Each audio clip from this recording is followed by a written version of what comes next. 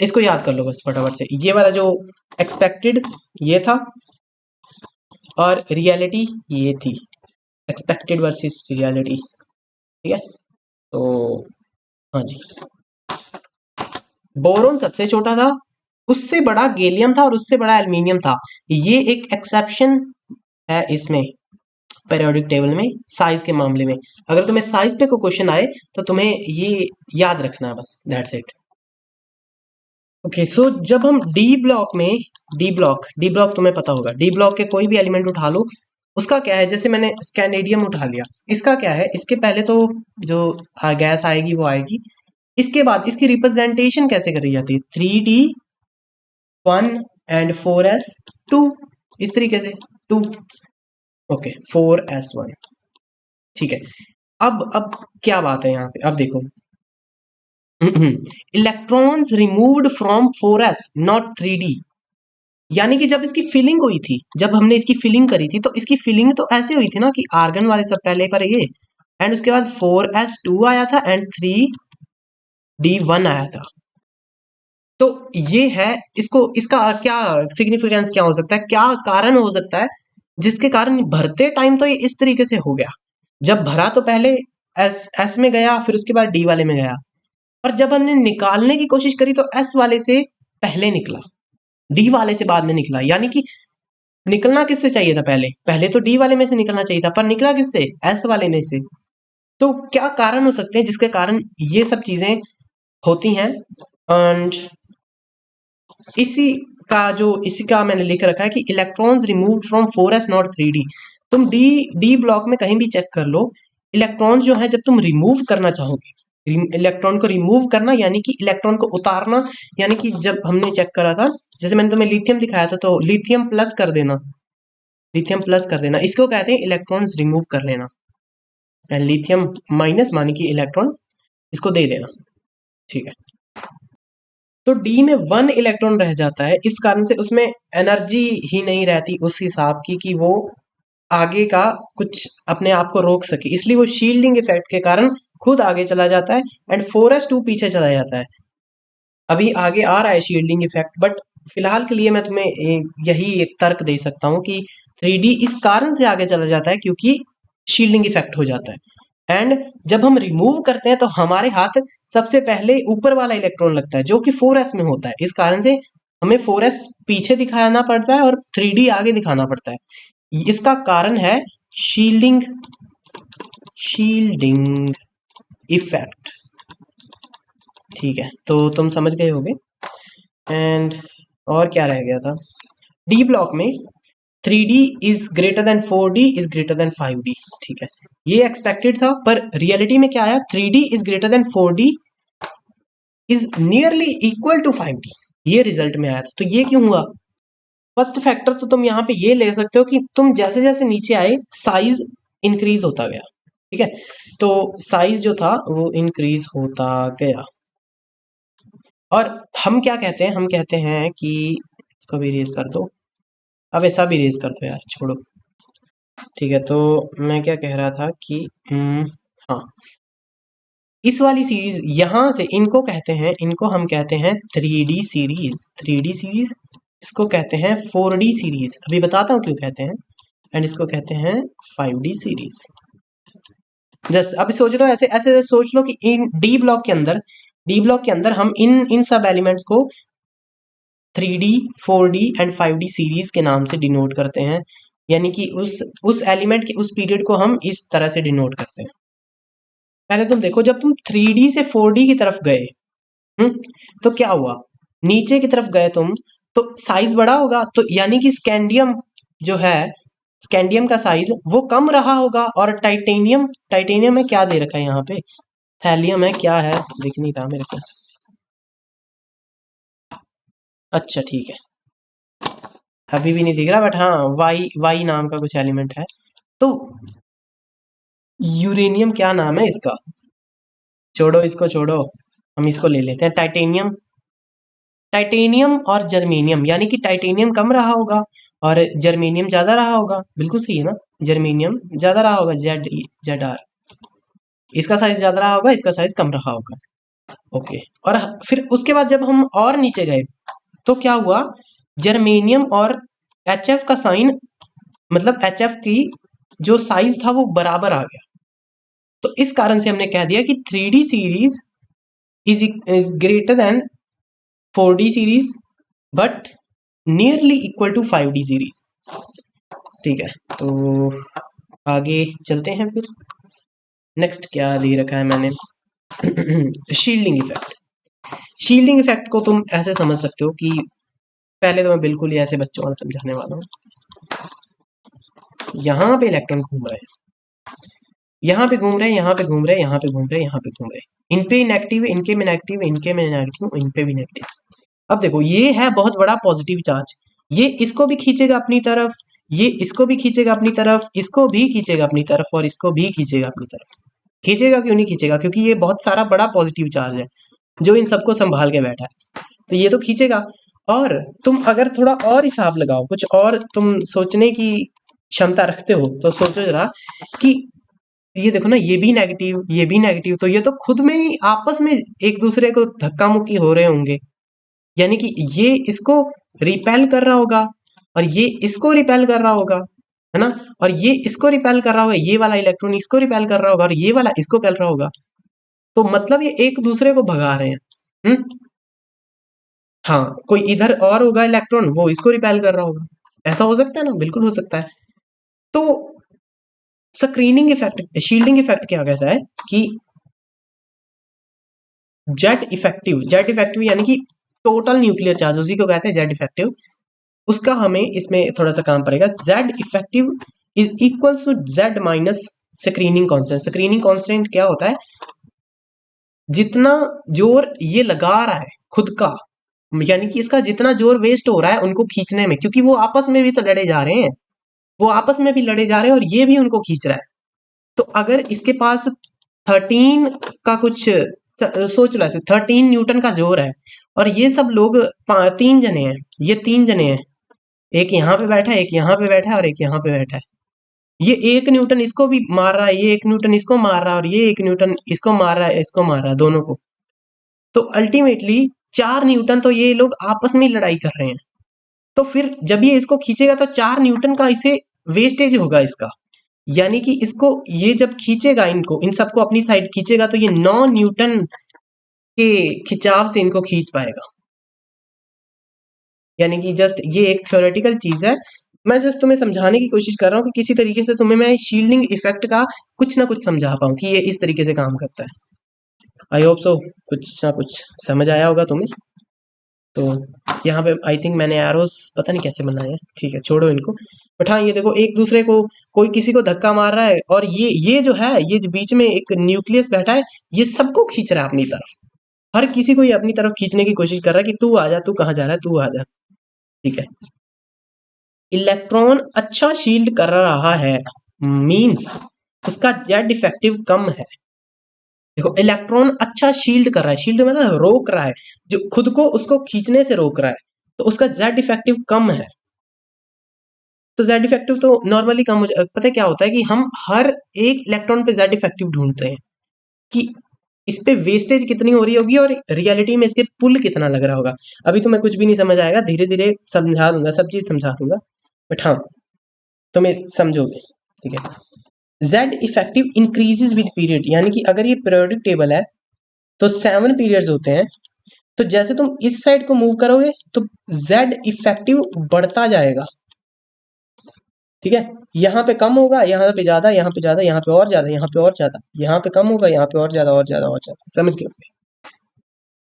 तो अब इसी चीज को मैं एक और नए तरीके से तुम्हें एक्सप्लेन कर रहा हूँ। वेट, तो ठीक है, यहाँ पे हमें कुछ चक्र बनाने पड़ेंगे छोटे छोटे, और यहाँ भी, और यहाँ भी। ठीक है, इतने काफी हैं। तो अब तुम समझने की कोशिश करो, ठीक है, जस्ट अभी समझने की कोशिश करो, सब याद हो जाएगा तुम्हें। तो देखो, इसको ऐसे इमेजिन करो कि ये एक ओनियन है, ओनियन, ओनियन समझते हो, ओनियन को तुम सीधा काट दो तो उसकी लेयर्स तुम्हें ऐसे ही दिखेंगी। तो यहाँ पे कुछ इलेक्ट्रॉन भाग रहे हैं, कुछ यहाँ पे हैं, कुछ यहाँ पे हैं, कुछ यहाँ पे हैं। ठीक है, अभी तुम ये भूल जाओ कि ये आपस में भी लड़ रहे हैं, छोड़ो उनको। तुम जस्ट एक बार सोचो कि ये प्लस का चार्ज है, ये इनको अपनी तरफ खींच रहा होगा, ये कह रहा होगा आजा आजा मेरे पास आजा मेरे पास आजा। तो तुम्हें नहीं लगता कि ये प्लस वाला चार्ज इन पे जो इतना सारा चार्ज वेस्ट कर देगा और इन पे बहुत कम चार्ज जाएगा? तुम न्यूटन का लॉ भी अप्लाई करो, एफ इज इक्वल टू के क्यू स्क्वायर बटे आर स्क्वायर, बहुत आसान है। मतलब अगर तुमने इलेक्ट्रोस्टैटिक पढ़ रखा है तो तुम्हें समझ आ जाएगा ये चीज। मैं क्या कहने की कोशिश कर रहा, नहीं पढ़ रहा तो कोई दिक्कत नहीं है, तुम ओनियन के हिसाब से भी समझ सकते हो कि इन पे ज्यादा फोर्स लगाएगा, ये ज्यादा फोर्स लगाएगा इन वालों पे, इन वालों पे थोड़ी सी कम लगेगी और इन वालों पे बहुत ही कम लगेगी। मतलब इनको रिमूव करना आसान है। तभी तो इनको जो आउटर मोस्ट होते हैं वैलेंस इलेक्ट्रॉन होते क्या हैं जिनको हम रिमूव कर सकते हैं, और रिमूव किनको कर सकते हैं? जिन पे शील्डिंग इफेक्ट कम हो रहा हो। समझ रहे हो? Shielding effect, shielding effect.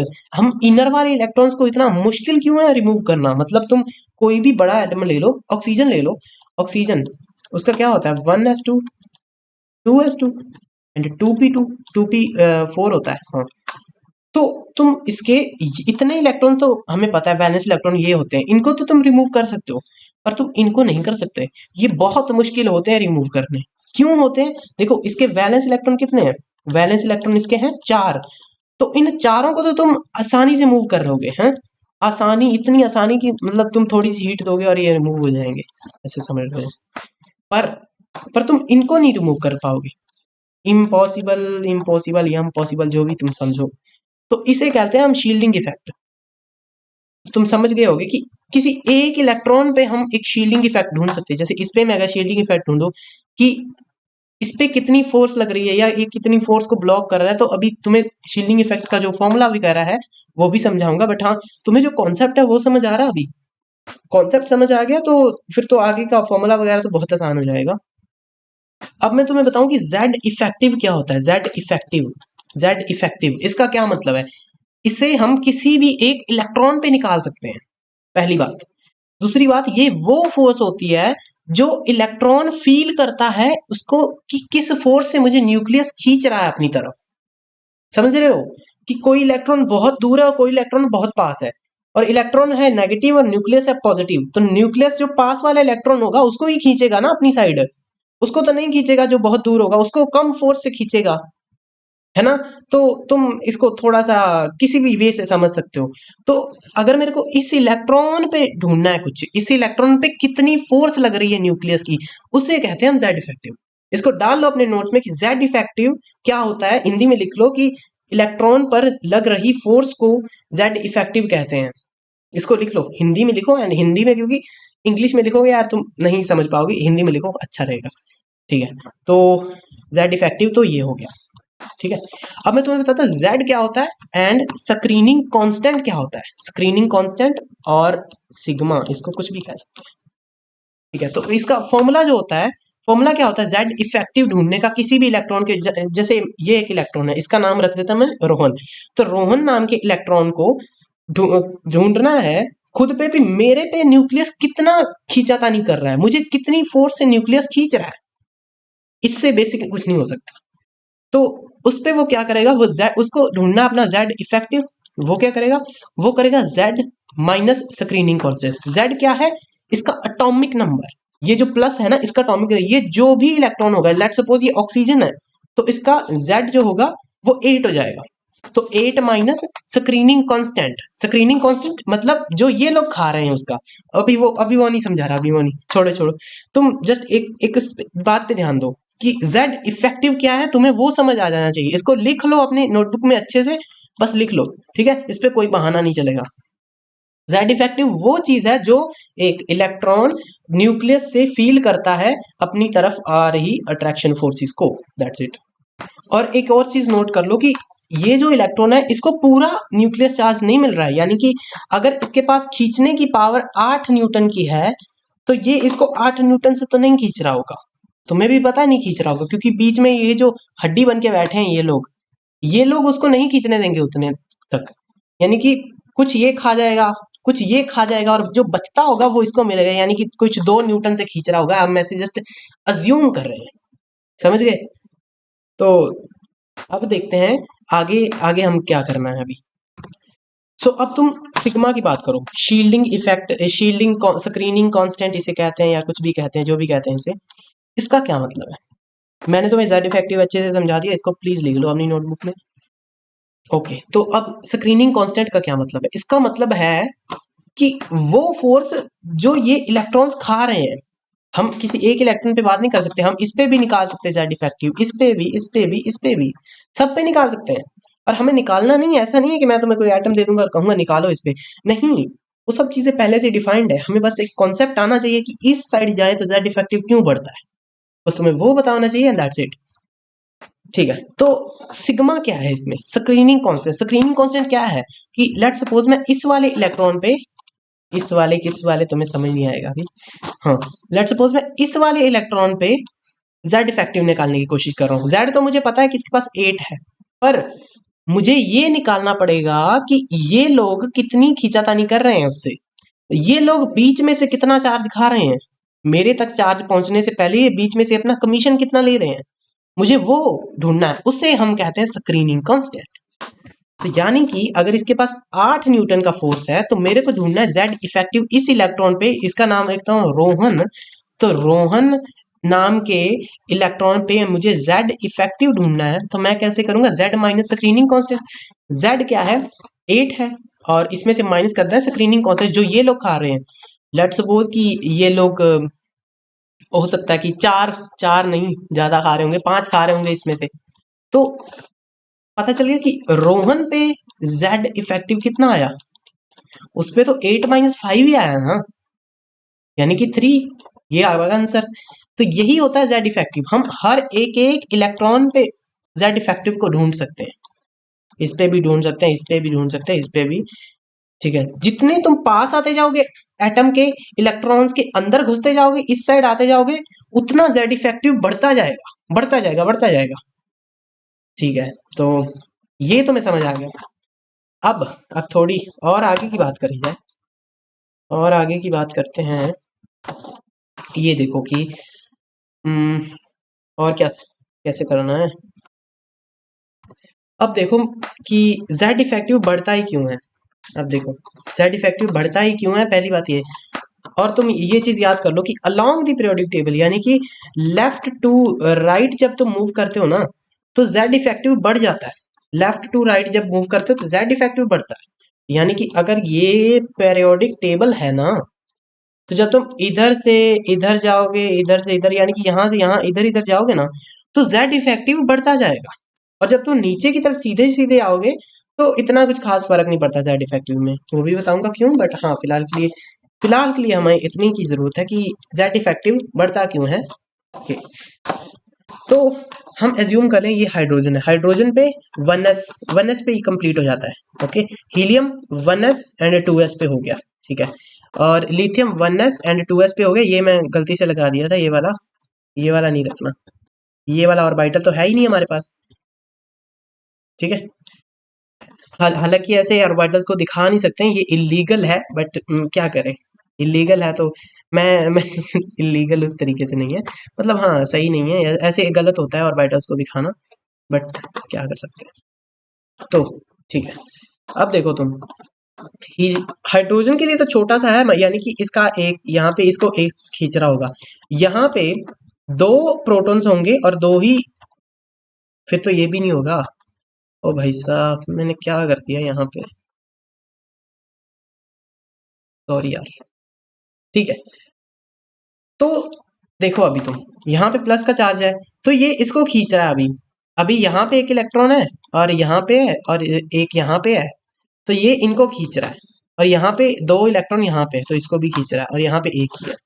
यहाँ पे जब तुम आते हो तो यहाँ पे 2 यहाँ घूम रहे होते हैं, 2 यहाँ पे घूम रहे होते हैं, और यहाँ प्लस। ठीक है, तो ये इंक्रीज कैसे करता है, इधर इधर जैसे जैसे तुम गए, पहली बात साइज बढ़ गया। ठीक है, पहली बात साइज बढ़ा है, साइज बढ़ा है, सॉरी साइज नहीं, Z effective, Z effective, size तो नीचे जाने पर बढ़ता है, सॉरी इंक्रीज। ठीक है, तो जेड इफेक्टिव इंक्रीज हो गया, कैसे हो गया? जैसे तुम इस एक इलेक्ट्रॉन पे ढूंढो इफेक्टिव, देखो पहले ये 2 लोग बीच में से खा रहे होंगे, तो और इसको कुछ मिल रहा होगा। ठीक है, और जब तुम इधर देखोगे तो ये दोनों ही कुछ ना कुछ खा रहे होंगे, तो मतलब यहाँ पे कम होगा और यहाँ पे ज्यादा होगा। हाँ सही है।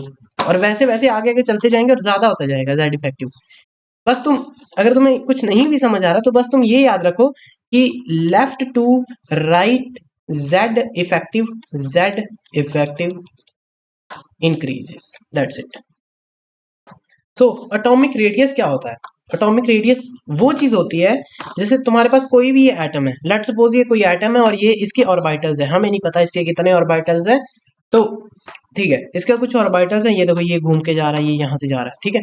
तो इसका आउटर मोस्ट शेल तक डिस्टेंस, यानी कि मैं यहां से लेके यहां तक इसका कितना डिस्टेंस होगा, उस डिस्टेंस को कहते हैं एटॉमिक रेडियस।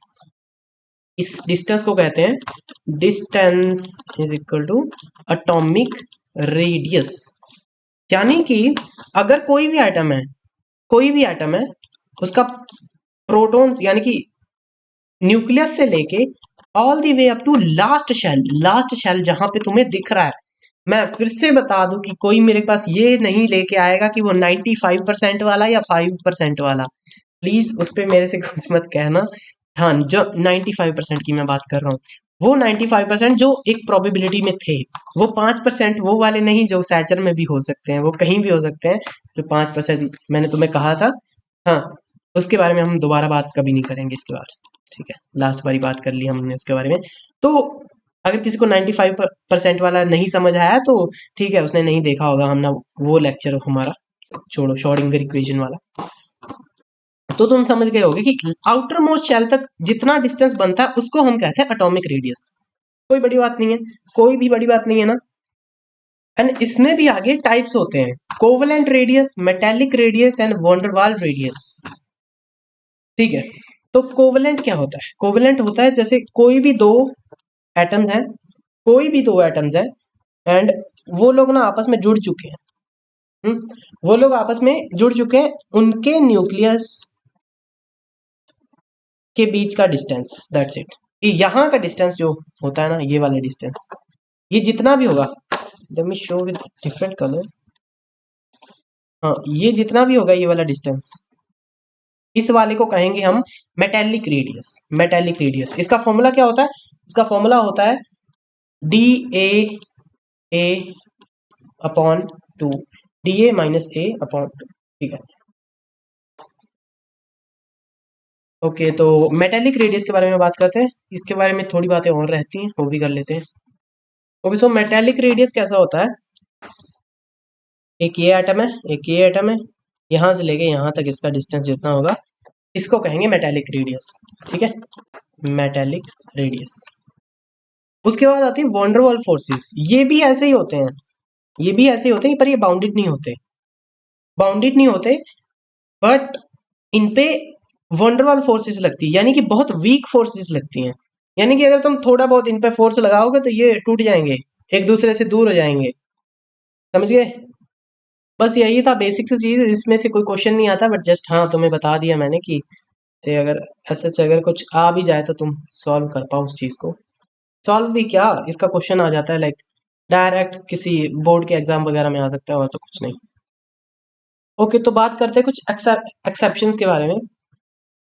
एक्सपेक्ट क्या किया गया था कि boron should be lesser than aluminium, should be lesser than gallium, and should be lesser than indium, and should be lesser than thallium। वही बैंगन आलू गाजर इन थैला वाली बात हो रही है यहाँ पे, और कुछ नहीं हो रहा। तो साइज की बात हो रही है यहाँ पे, बट मैंने तुम्हें पहले बता दिया कि एक्चुअल में क्या था, गैलियम पहले आ गया था, उसके बाद एल्यूमिनियम था, एंड उसके बाद इंडियम, एंड उसके बाद थैलियम। तुम इसको इस तरीके से याद कर सकते हो, बैंगन आलू गाजर इन थैला नहीं था, बैंगन गाजर आलू इन थैला था, दैट्स इट। एंड इसका रीजन क्या हो सकता है? अगर तुम सोचो इसका रीजन क्या हो सकता है कि गैलियम जो है वो एल्यूमिनियम से बड़ा हो गया, तो इसका रीजन हो सकता है poor shielding effect. Shielding, poor shielding, भाई कुछ लिखा क्यों नहीं जा रहा, क्या हो गया इसको? Shielding effect, poor shielding effect, यानी कि शील्डिंग इफेक्ट तो मैंने तुम्हें समझाया ही वहां पे। तो क्या होता है यहाँ पे, डी ऑर्बिटल्स में पुअर शील्डिंग इफेक्ट होता है, इस कारण से उसका साइज जो एल्यूमिनियम का साइज है वो बड़ा रह जाता है और गैलियम का साइज छोटा हो जाता है। तो इसलिए गैलियम पीछे आ जाता है और एल्यूमिनियम आगे चला जाता है। बस तुम इस तरीके से इस चीज को समझते हो, बाकी तुम्हें मे बी केमिकल बॉन्डिंग के अंत तक तुम्हें समझ आ जाएगा इन चीजों के बारे में। हाँ, धीरे धीरे सब समझ आ जाएगा, कोई नहीं। ओके, सो अब बात कर लेते हैं आयनिक रेडियस के बारे में। आयनिक रेडियस,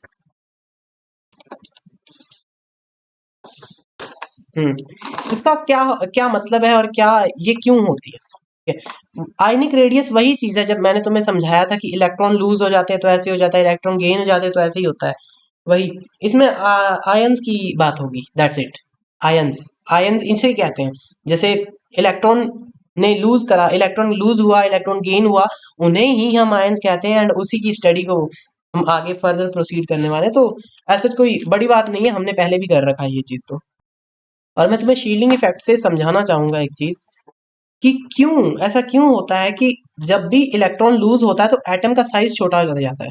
यानी कि अगर यहाँ पे कोई भी एटम है, कोई भी एटम है, लेट्स सपोज यहाँ पे कुछ इलेक्ट्रॉन्स पड़े हैं, ये पड़े, ये पड़े, और यहाँ पे भी कुछ पड़े हैं, तो क्या होता है कि इनकी शील्डिंग हो रही होती है। शील्डिंग के कारण ये लोग बंधे रहते हैं। तो अगर एक एक निकल गया यहाँ से, एक भाग गया कहीं, चला गया वो, तो क्या होगा, ये सब पे फोर्स ज्यादा लग जाएगा इसका। तुम ऐसा मानो कि जैसे कोई इंसान है, जैसे कोई इंसान है और वो 10-15 बच्चों को खींच रहा है, वो 10-15 बच्चों को खींच रहा है और बच्चों में जोर नहीं है ज्यादा। एक बहुत बड़ा इंसान है, उसके पास बहुत ज्यादा जोर है, तो वो क्या कर रहा है, 10-15 को खींच रहा है, और क्या होता है कि अचानक से 2 बच्चे चले जाते हैं, उनका मन नहीं करता, वो चले जाते हैं। तो अब वो बंदा उन बच्चों को अपने पास नहीं खींच लेगा। समझ सकते तुम कि एक बंदा है, वो 10-15 बच्चों को खींच रहा है, तो जब 2-3 बच्चे भाग जाएंगे, बच्चे पीछे 12 बच्चे बच गए, तो 12 बच्चों को थोड़ा सा तो अपने पास खींच ही लेगा ना, क्योंकि वो 3 तो भाग गए। तो वही हो रहा है यहाँ पे, आयनिक रेडियस उसी को कहते हैं, क्योंकि वही चीज है कि एटम का साइज क्यों कम हो जाता है, क्योंकि एक इलेक्ट्रॉन भाग गया तो उसका शील्डिंग इफेक्ट ज्यादा हो जाता है।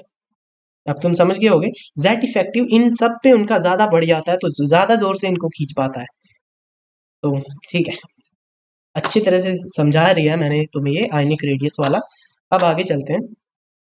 हाँ, तो करेक्ट ऑर्डर में इनको अरेंज करना है हमें, तो कितना आसान ही है यार। देखो देखो इस पे, इसको देखो, पहले पहले क्या आता है, मैग्नीशियम, उसके बाद आता है एल्यूमिनियम। ओके, तो हम क्या करने वाले हैं, इसको बस अरेंज करना है करेक्ट ऑर्डर में। तो मैग्नीशियम 2+, यानी कि मैग्नीशियम से 2 इलेक्ट्रॉन निकाल लिए, तो मतलब मैग्नीशियम यहाँ आ गया, और मैग्नीशियम 2+, क्योंकि वो पीछे हो गया, और यहाँ पे आ जाएगा मैग्नीशियम। सही है। इसके आगे एल्यूमिनियम को चेक करो, एल्यूमिनियम को, एल्यूमिनियम 3+, मतलब एल्यूमिनियम से 3 निकाल लिए, तो एल्यूमिनियम 3+ यहाँ पे आ जाएगा, और सिंपल एल्यूमिनियम यहाँ पे आ जाएगा। क्योंकि ये अभी इससे इलेक्ट्रॉन्स निकाल रही है, अभी ये भूखा है, इसको इलेक्ट्रॉन्स चाहिए, और ये अभी ठीक है, इसका पेट भरा हुआ है, तो इसको नहीं चाहिए। और तो वैसे ये भी है, तो जो भूखे वाला है उसको, वो पीछे है, और जिसका पेट भरा हुआ है वो आगे रहता है। ठीक है,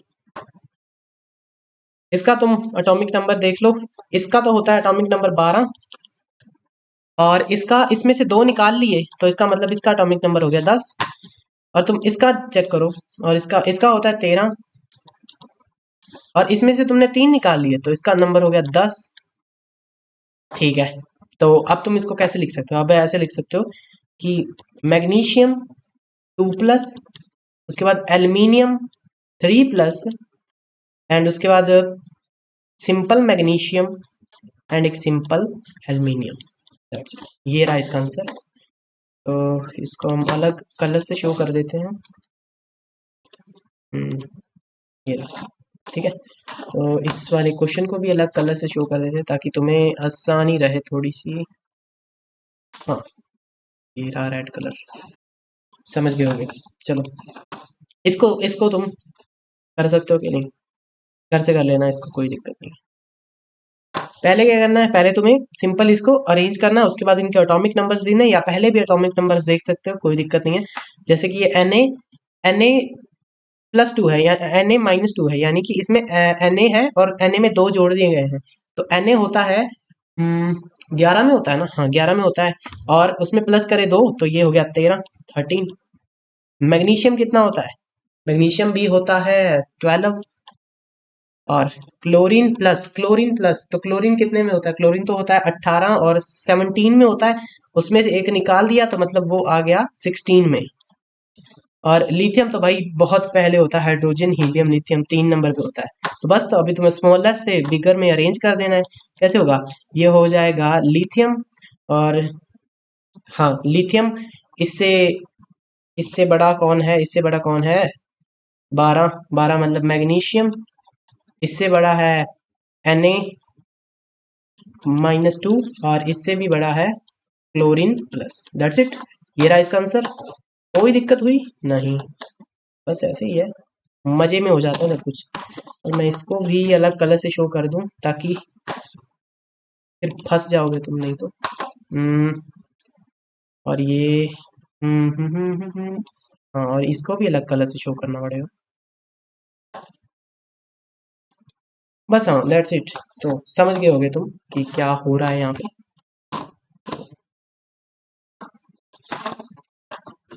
ठीक है, नेक्स्ट नेक्स्ट पेज पे चलते हैं। एंड और भी कुछ कॉन्सेप्ट्स हैं, वो भी देखते हैं, उनको देखते हैं अभी। So let's see ionization energy क्या होती है। तो हाँ, तो ये सब बताने से पहले ना मैं तुम्हें एक और चीज क्लियर कर दूं कि अभी प्रॉब्लम सॉल्विंग का ये है कि अभी मैं तुम्हारा माइंडसेट वो बिल्ड कर रहा हूँ कि तुम प्रॉब्लम को देख के तुम्हें तो ऐसा ऐसा ना लगे कि ये नहीं होने वाली मेरे से। तो थोड़ा सा सब्र करो, प्रॉब्लम सॉल्विंग भी आएगी, बट तुम्हें थोड़ा सा इस चीज पे थोड़ा सा ध्यान देना होगा, क्योंकि बेसिक्स जरूरी है। अगर तुम्हें मैथमेटिक्स में भी बेसिक्स नहीं आते तो फिर तो तुम्हारा बेड़ा खत्म हो जाएगा ना, तुम्हें पता ही नहीं चलेगा कैसे सॉल्व करना है। तो बेसिक्स चाहिए, उसके बाद सब हो जाएगा, पहले बेसिक्स। ठीक है, आयनाइजेशन एनर्जी क्या है? आयनाइजेशन एनर्जी कुछ भी नहीं है, लिटरली कुछ भी नहीं है। इसमें क्या होता है कि कोई भी एटम है, कोई भी एटम एटम वो किसी का भी हो जाए। अभी हम अच्छे एटम्स लिखते हैं, H2O के एटम्स, ठीक है, H2O का एटम है ये। कोई भी H2O का एटम है, तो क्या होता है कि इसमें अगर तुम्हें एक इलेक्ट्रॉन इसका निकालना है, तो इलेक्ट्रॉन लेट सपोज कि ऐसे घूम रहे हैं, ऐसे घूम रहे हैं, और ऐसे, और ऐसे, और ऐसे ऐसे कुछ घूम रहे हैं, ठीक है, यहाँ पे यहाँ पे यहाँ पे। तो अभी हमें क्या करना है? हमारा ये है कि हमें एक इलेक्ट्रॉन निकालना है, यानी कि मुझे इसे H2O प्लस बनाना है, एक सिंगल सिंगल एक इलेक्ट्रॉन निकालना है। तो मैं क्या करूंगा, मैं कुछ एनर्जी दूंगा, कुछ हीट एनर्जी हो सकती है वो किसी टाइप की भी, और मैं यहाँ से एक इलेक्ट्रॉन निकालना चाहूंगा इसका।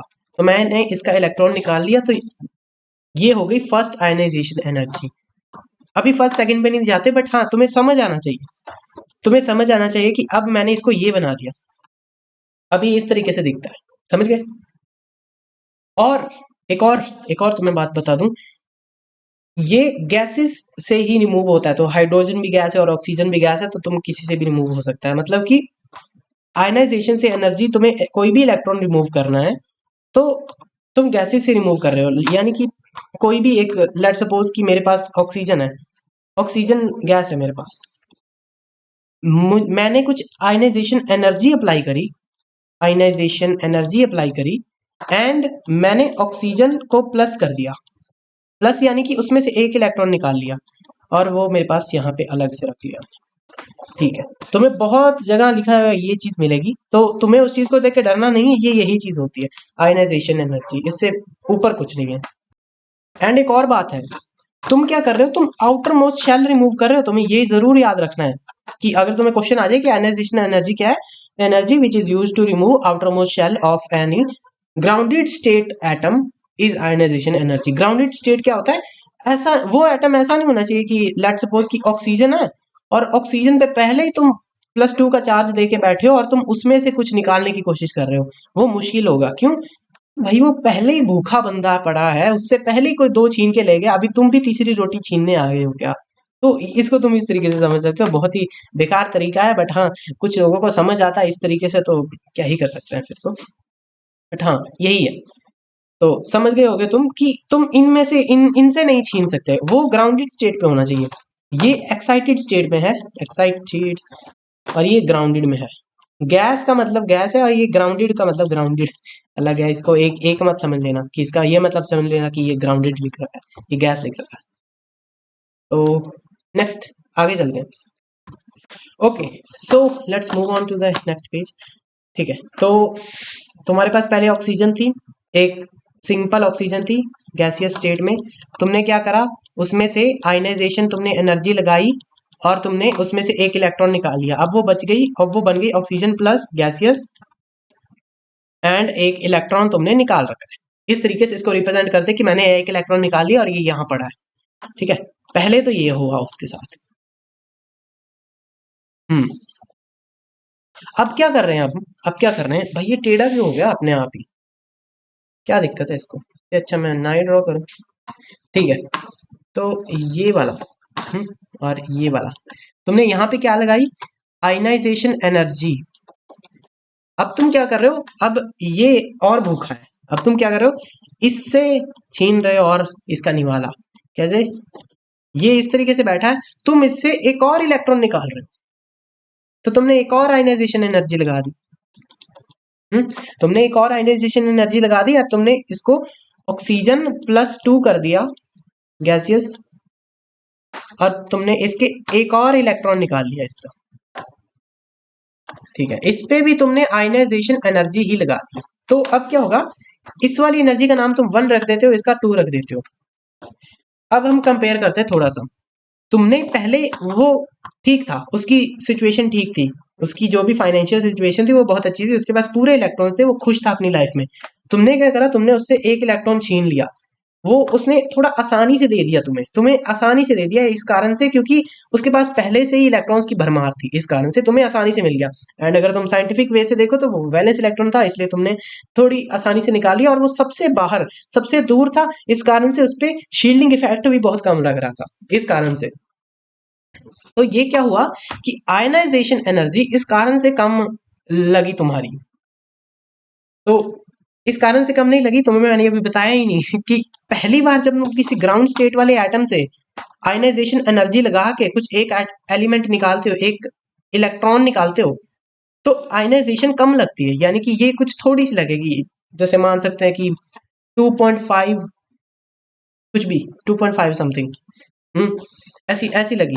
और जब तुम यहाँ पे, जब तुम पहले से, अब उस पे पास पहले से ही उस पे एक और पॉजिटिव चार्ज आ गया, मतलब उसका एक इलेक्ट्रॉन तो गुम चुका है, अभी तुम फिर से आए और तुमने एक और इलेक्ट्रॉन निकालने की कोशिश करी, और अब क्या है, अब शील्डिंग इफेक्ट थोड़ा ज्यादा है, शील्डिंग इफेक्ट ज्यादा है, तो इलेक्ट्रॉन क्लाउड जो होगा वो थोड़ा श्रिंक हो जाएगा। मैंने तुम्हें बताया था कि कोई बंदा है जो 15 बच्चों को अपनी साइड खींच रहा है, बाद में क्या होता है, 3 बच्चे भाग जाते हैं और 12 बच्चे बच जाते हैं, तो 12 बच्चों को थोड़ा सा अपनी तरफ खींच लेगा ना।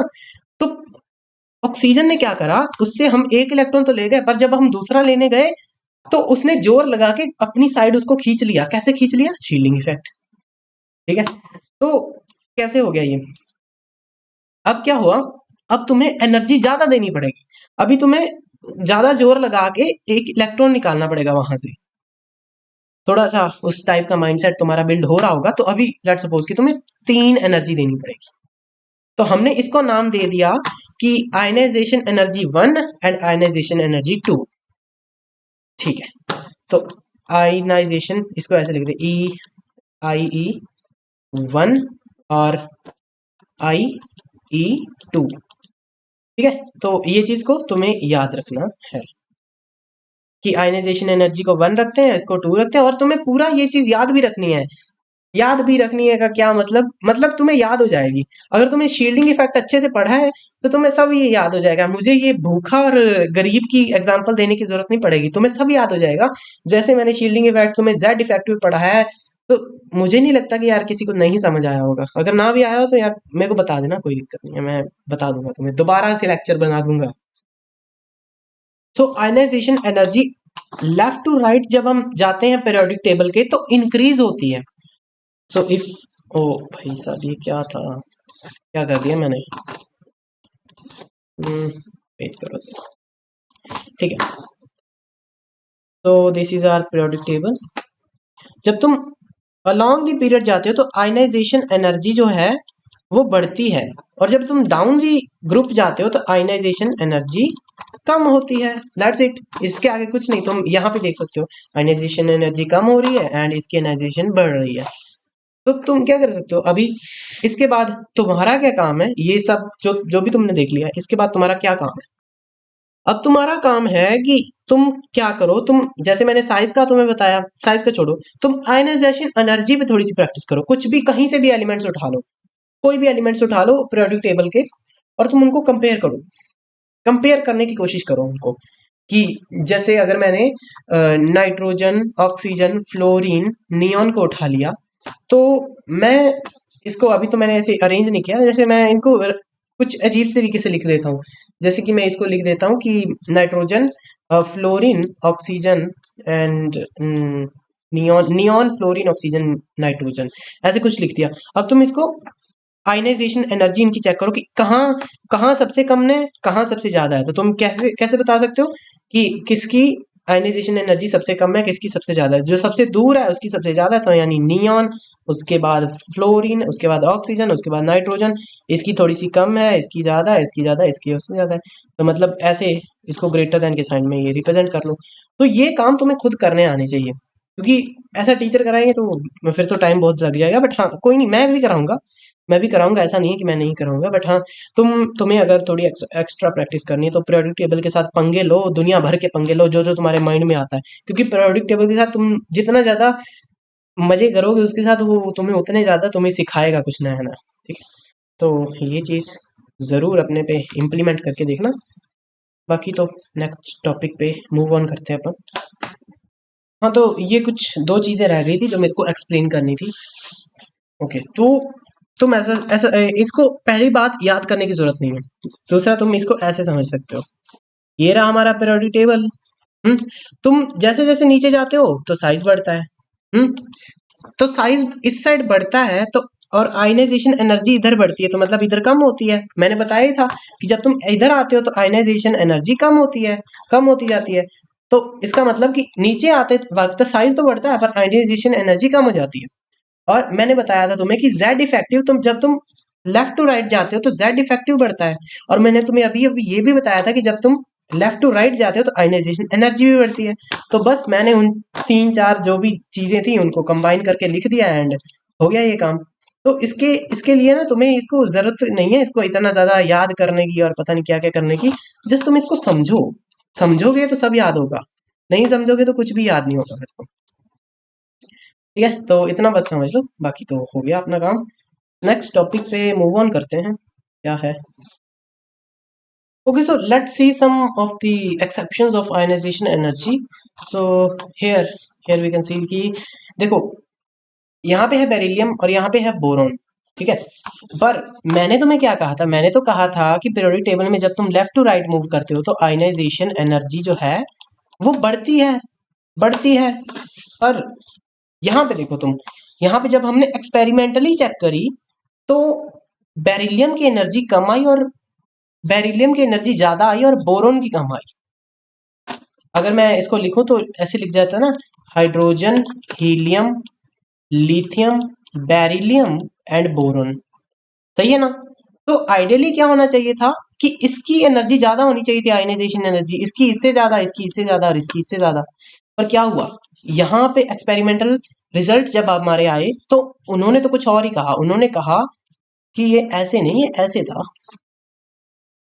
ओके, तो उसी तरीके से ये सारे का सारा पीरियोडिक टेबल तुम खोलो और इन एक्सेप्शंस को समझने की कोशिश करो कि आयनाइजेशन एनर्जी जब मैं लेफ्ट टू राइट जाता हूँ तो बढ़ती है, और क्या हुआ कि मैग्नीशियम तो पहले आता है और एल्यूमिनियम तो बाद में आता है। पर एक्सपेरिमेंटल रिजल्ट क्या कहते हैं कि मैग्नीशियम की एनर्जी ज्यादा है एंड एल्यूमिनियम की कम है। ठीक है, तो यानी कि इसको तुम दो तीन बार इस चीज को थोड़ा रिटेन करने की कोशिश करोगे तो सब याद हो जाएगा। एंड मेरा पॉइंट है ही नहीं कि तुम्हें याद कराना है, जो चीज याद करने वाली होगी मैं तुम्हें बता दूंगा। बाकी हाँ, हर चीज को फील नहीं किया जा सकता, बट हाँ हर चीज वही है कि हर चीज को फील नहीं कर सकते, पर हर चीज को रटाना भी तो नहीं है केमिस्ट्री में। ओके, सो ये तो स्टडी हो गई अपनी period wise study. Period wise कैसे, पीरियड वाइज स्टडी कैसे कि हमने तो इसे इस तरीके से भी पढ़ा है। मैंने तभी अभी तुम्हें इस तरीके से पढ़ाया जब हम इधर से ऐसे जा रहे थे। मैंने तुम्हें ग्रुप वाइज स्टडी तो पढ़ा ही नहीं, जब हम पीरियोडिक टेबल के ऊपर से जाते हैं बार बार, तो वो वाली स्टडी देखते हैं कि उस पे ये क्या कह रहा है। ठीक है, तो यहाँ पे क्या होता है कि यहाँ पे सीधा जैसे तुम ग्रुप वाइज नीचे जाते हो, आयनाइजेशन एनर्जी बहुत ही स्मूथली डिक्रीज होती है, डिक्रीज होती जाती है। पर यहाँ कहीं पे एक ग्रुप है, एक छोटू सा अपना ग्रुप है जो ज्यादा दंगे करता है, तो उसके बारे में हम थोड़ी स्टडी करेंगे। वो ज्यादा तंग करता है। Okay, so we back. तो यहाँ पे एक ग्रुप है जो ज्यादा तंग करता है, जो है बोरोन फैमिली।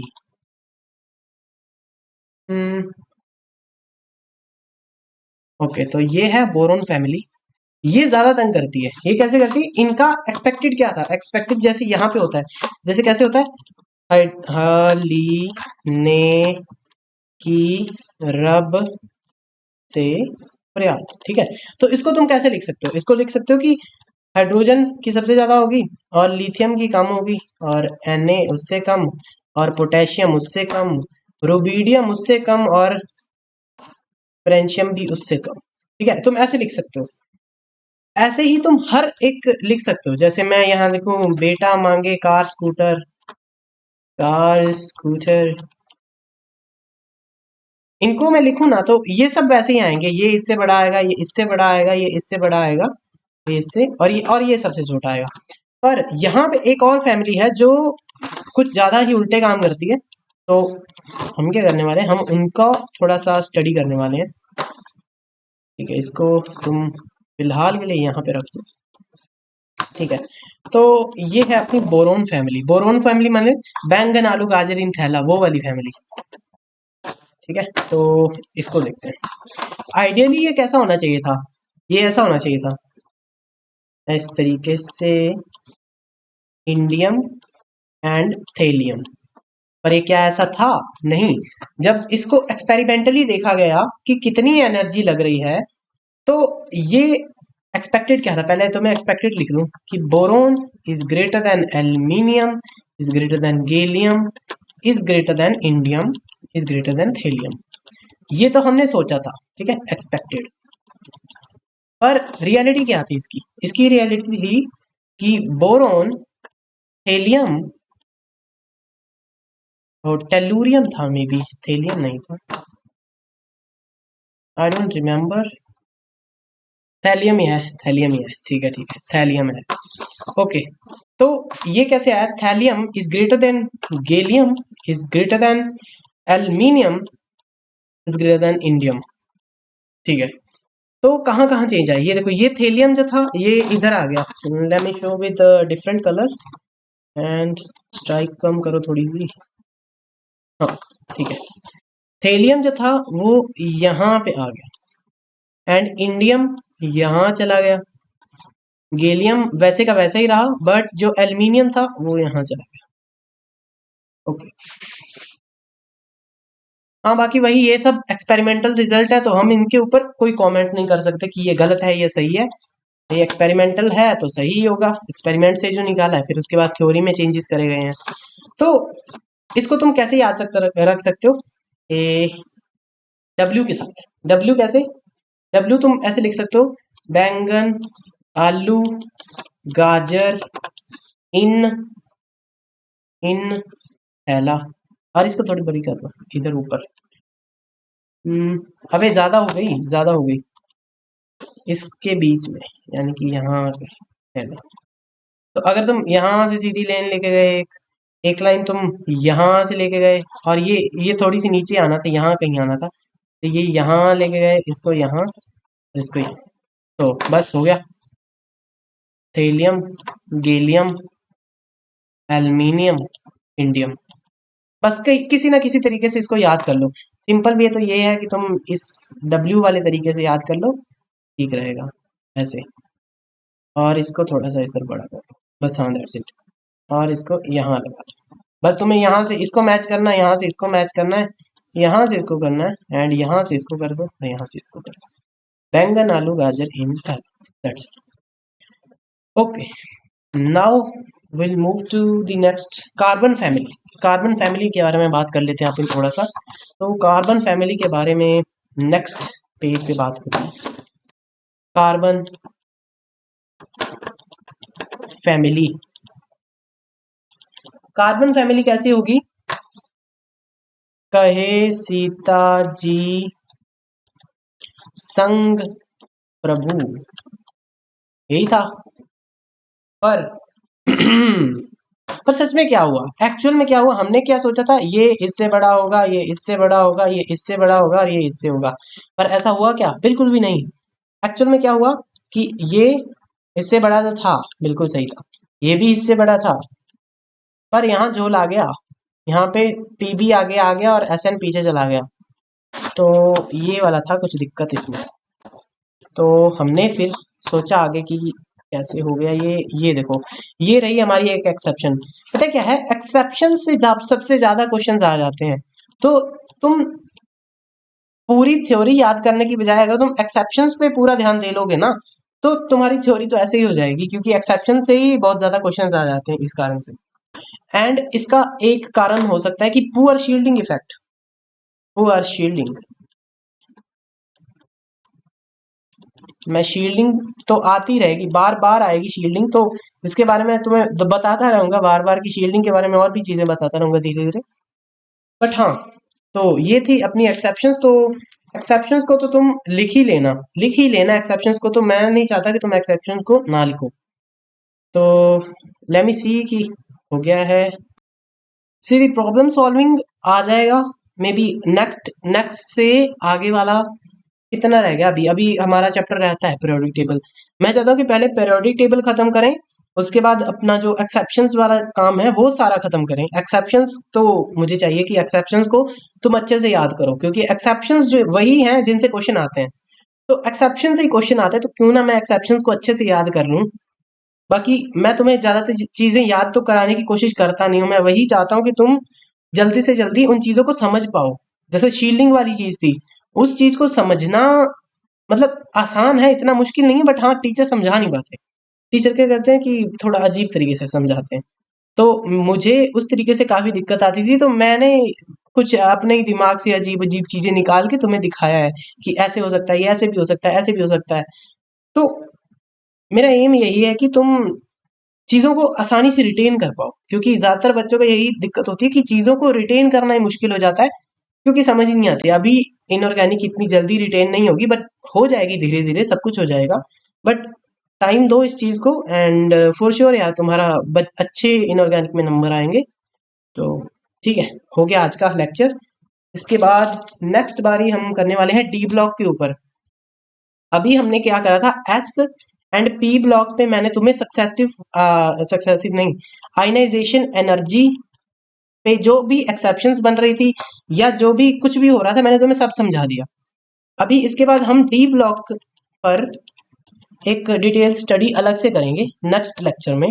डी ब्लॉक में वो भी आयनाइजेशन एनर्जी पर ही होगी, तो उसको वो थोड़ा सा अलग है, इस कारण से उसको अलग से ट्रीट करना पड़ता है। तो आई होप सो तुम्हें समझ आ गया होगा। तो ठीक है, फिर मिलते हैं किसी नेक्स्ट लेक्चर में।